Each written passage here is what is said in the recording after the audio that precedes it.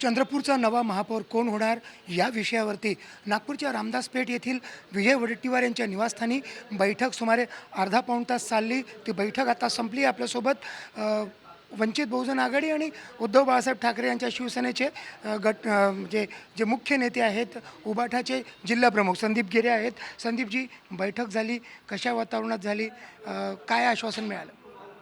नाही, आश्वासनाचा प्रश्न देत नाही. आम्ही काँग्रेसचे जे नेते आहे विजयभाऊ वडेट्टीवार साहेब आणि सुनील केदार साहेब यांनी जे बैठकीसाठी आम्हाला निमंत्रण केलं होतं, आपल्या भूमिका त्यांना आम्ही काल पण सांगितल्या, आज पण आम्ही आपली भूमिका त्याच्यासोबत सांगितली. शिवसेना व वंचित बहुजन आघाडीचे नेते, अपक्ष नगरसेवक, सगळे नगरसेवक आम्ही तिथे बसून त्यांच्यासमोर आपलं मत त्यांच्यासमोर मांडलं आणि त्यांनी जे आमचा विषय आहे तो सगळा सकारात्मक पद्धतीने समजून घेतला.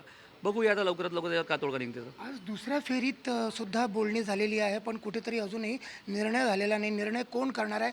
नागपुरात होणार आहे, मुंबईत होणार आहे?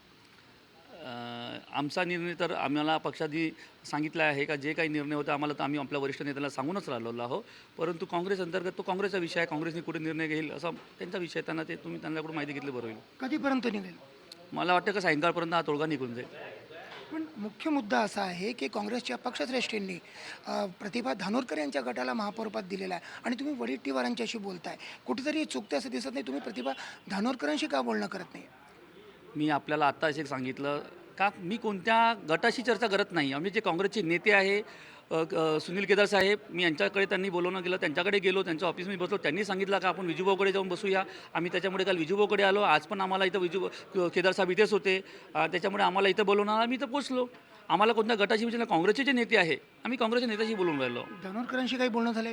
नाही, अधिकृतरित्या आत्तापर्यंत आम्हाला धानोरकर मॅडमकडून काही फोन नाही, काही नाही. त्याच्यामुळे धानोरकर मॅडमशी जे काँग्रेसचे नेते आम्हाला फोन करत आहेत, ज्यांच्याकडे अधिकार दिलेले आहे, निरीक्षक म्हणून सुनील केदार साहेबांकडे असे माझ्या मते त्यांच्याकडे अधिकार दिले आहे, ते आमच्याशी चर्चा करत आहे आणि काँग्रेसचे नेते म्हणून विजयभाऊ वडेट्टीवार सुद्धा आमच्याशी चर्चा करत आहे.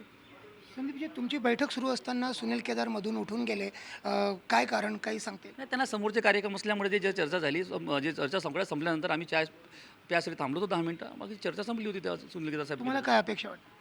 नाही, आम्हाला तर वाटतं का आमचा महापौर झाला पाहिजे, अशीच आमची अपेक्षा आहे. नाही झाला तर? कारण काँग्रेसला प्रतिभा धानोरकरांचा महापौर व्हावा हे पक्षश्रेष्ठींनी सांगितलं.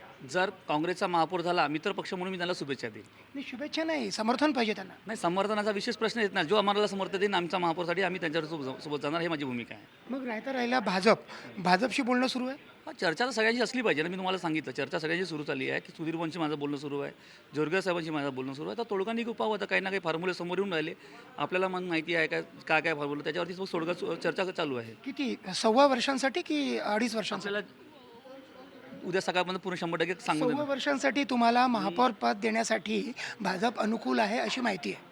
त्याच्याचमुळे सांगत आहोत, आपल्याला उद्या सकाळपर्यंत 100% पूर्ण चर्चा समोर येऊन जाईल. तर संदीप गिरे बोलता बोलता हळूहळू हसत आहेत.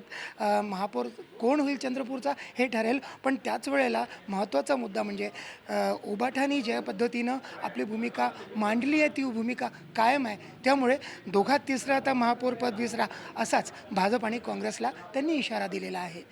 व्हिडिओ जर्नलिस्ट विनय शुक्लासोबत संजय तिवारी, NDTV मराठी, नागपूर.